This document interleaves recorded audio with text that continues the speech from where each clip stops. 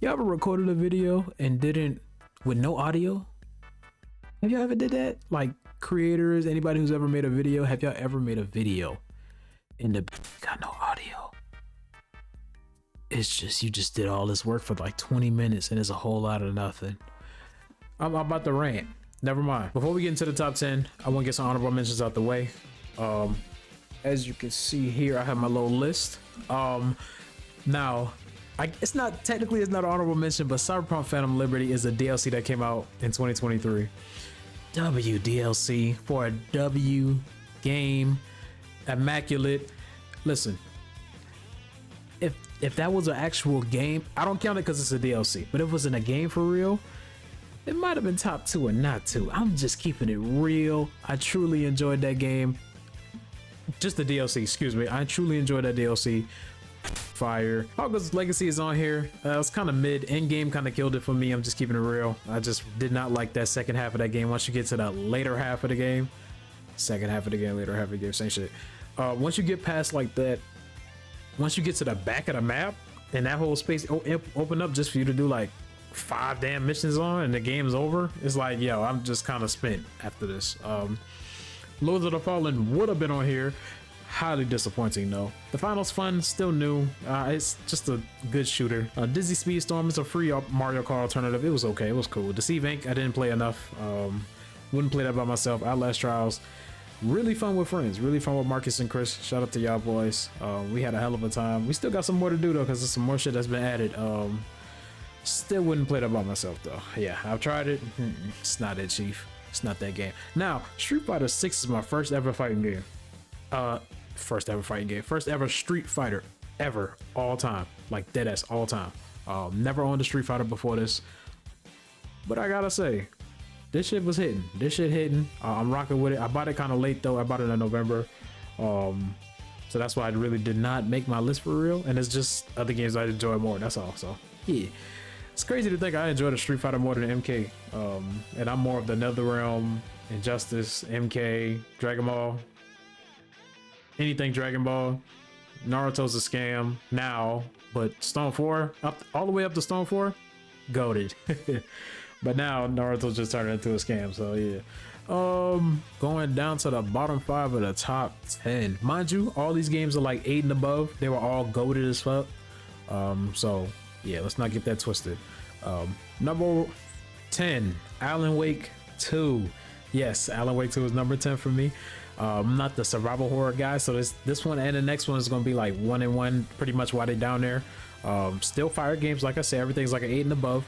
But here's the thing, the game crashed at the worst times in the middle of the game. I have experienced 7 game crashes on the Xbox version. It ran like dog shit. It was insane. It was insane. The story's great. Love Saga is a black woman. Love Saga as a character. Loved her arc.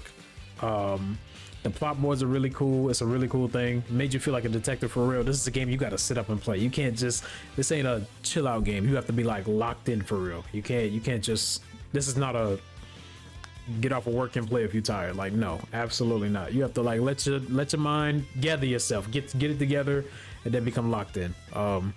Amazing transitions, amazing atmosphere. That's pretty much all I got to say about it. Going to the next one, Dead Space remake. Pretty much the same thing. It was a very surprising plot twist in there. Great selection of weapons, great atmosphere. That's really all I got to say about Dead Space. Great game. The floating and all the other features kind of messed me up. I was like, oh shit, this shit kind of lit. And then I really enjoyed the game way more than I did it from the start, because I really wasn't feeling it in the beginning. So yeah, tough game. Next, I got out Wolong Fallen Dynasty. Great parry system. This is where it shines the most. Story all over the place. Enemies are samey by the middle of the game. Once you get to the middle of the game, you ran into every enemy type, fought every type of enemy. Nobody was different. Final boss is kind of underwhelming. It's perfectly fine. Lubu was the hardest boss in the game by far, and I don't know what happened to the rest of the game. Like after that, there was another boss that was pretty difficult to beat, but besides that, like that game breezed through. But yeah, the parry system though, W parry system. Not Sekiro, but damn near, great alternative. Not too much. Next is Spider-Man 2. Yes, it's in my bottom 5 of the top 10. It's just a cool quality PlayStation exclusive. Nothing much besides that. I'm not missing much. If I didn't play Spider-Man 2, I'm really not missing much compared to Miles and Spider-Man 1, like truly. Didn't care for the bromance with Harry and Peter really. I wanted more action. I wanted to see like Miles and Peter fight this nigga Venom throughout the city like they did in the trailers. Not one get beat the hell up, then the other jump in, vice versa. Like I wasn't really feeling that. I would love to see them really go crazy. The story was cool. I have many gripes about it, but I'm not tripping for real. Like, it was still a good game, I'm not about to trash it. But the boss fights in that game is unnecessary to me. Why am I fighting the lizard damn near 5 times? In the sewers, cool. When we got into the city part and we climbing the wall or whatever. Damn, why my headphones crooked? We climbing the little wall or whatever. It was like, okay, this is fire. And the nigga got 3 more health bars. Is this a Souls game? I'm just pressing square. Like, what? So yeah, it's not much I can do in boss fights either. So it's not like nothing creative. It's just they put me in this arena and press square. Baldur's Gate 3 is also in my bottom 5 because I just bought it in December and I have 40 hours in it already. Yes, I have a problem. I know. 40 hours in just the month of December. God damn. There was other things I wanted to play, and now that those things are out the way, I decided to buy Baldur's Gate 3, and here we are. I clearly see why I won Game of the Year by far. I clearly see why I won Game of the Year. Mass Effect levels of character dynamics. Shit, I just played a part last night where Shadowheart and Lae'zel, they been trying to kill each other. I was like, oh shit. And it really made me make a decision. Like, I had to make decisions, you know? Like, you know, you can just load the game and roll the dice. Hey, W game. I rolled that bitch a couple times. Hey, but yeah, bro, like, I clearly see why I won Game of the Year. And now I don't even mind the turn-based combat. It's not even that bad. So yeah, actually it brings out another level of gamer in me, strategizing and stuff. So yeah, I think the only turn-based game I really enjoyed and played growing up to now was Pokemon. And I'm talking about like mid-late 2000s Pokemon all the way to Black and White, which is my last Pokemon game. So yeah, so getting out the bottom 5, we are going into the top 5. Hi-Fi Rush, something new and different, great music, great art style, interesting and creative boss fights. That wolf boss fight is one of my favorite fights of this year, of 2023 for sure. It's a very bright and vibrant world. I love, like I said, the art style, the colors, the everything, good like platforming. It has a mix of everything. Like, even when it turned from like the game style, art style, to the cartoony art style, that was pretty fire. The cast of characters are really lovable. They real cool.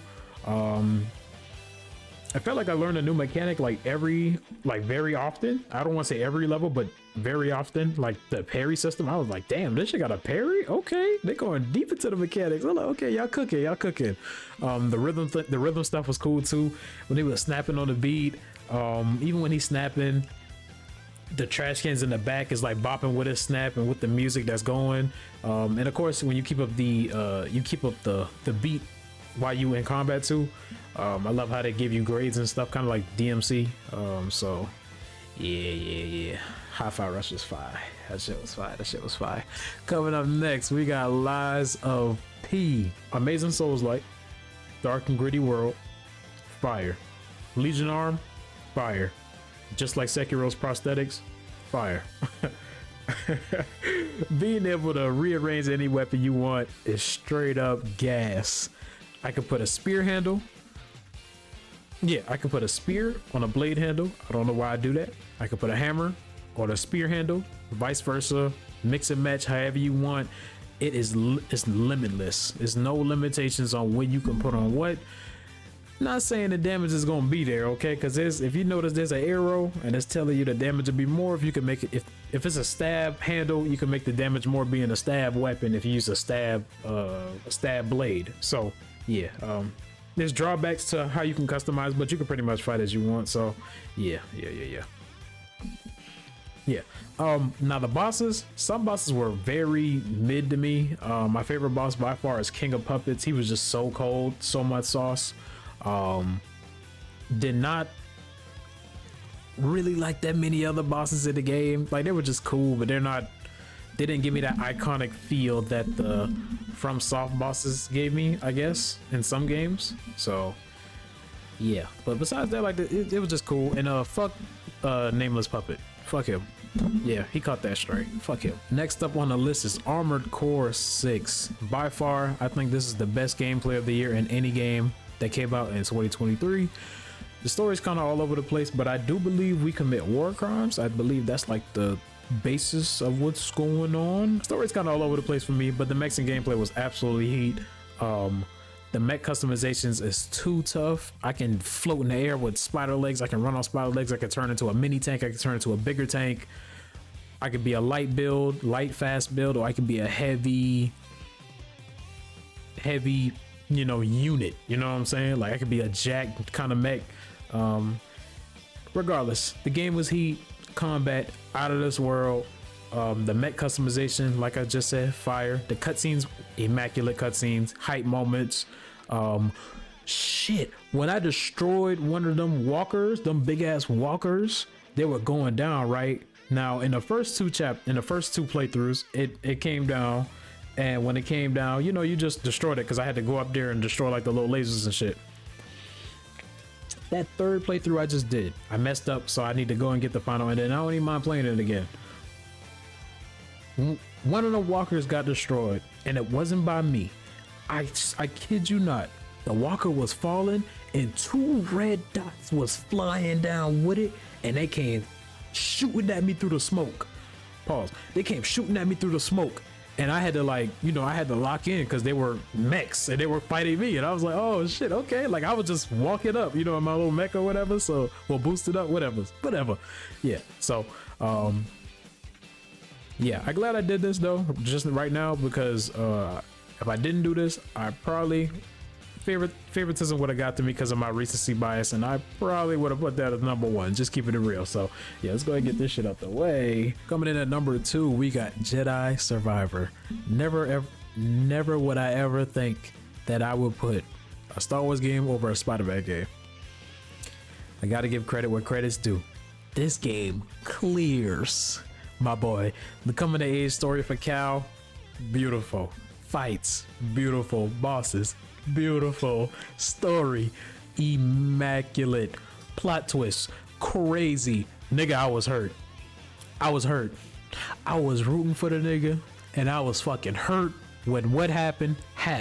And then on top of what happened, another happened that I wasn't expecting. RIP to my nigga. Not the one in the red, the one in the drapes, the one in the robes. Vader cold, but you ain't had to do that, man. Vader, you ain't had to, bro. Vader, you didn't have to. But yeah. Shout out to Jedi Survivor, man. It is definitely a proper sequel. I'm looking at my notes. I'm trying to bounce off it. It's definitely a proper sequel to the gameplay of the first one, and the quality of life changes was just beautiful. The grapple hook, beautiful. Finally fast traveling, because boy, on the first game I hated running through the planet and having to run all the way back to the ship. Why can't I just fast travel back to the ship? Why are you making shit so hard? At least let me do what Jedi Survivor did. They let me fast travel around the ship, goddammit. Unless it's like story that needs to be done to get back to the ship, let me fast travel back to the goddamn ship, my boy. So yeah, all that is too tough. Shout out to Jedi Survivor. Love that fucking game, man. Remnant 2. Didn't know this game was dropping. I bought it literally, I didn't know it was coming out until a week before it came out. Ended up buying it. Shout out to Chris. He told me, he was like, you should definitely try Remnant 2. I don't know how you don't like Remnant 1.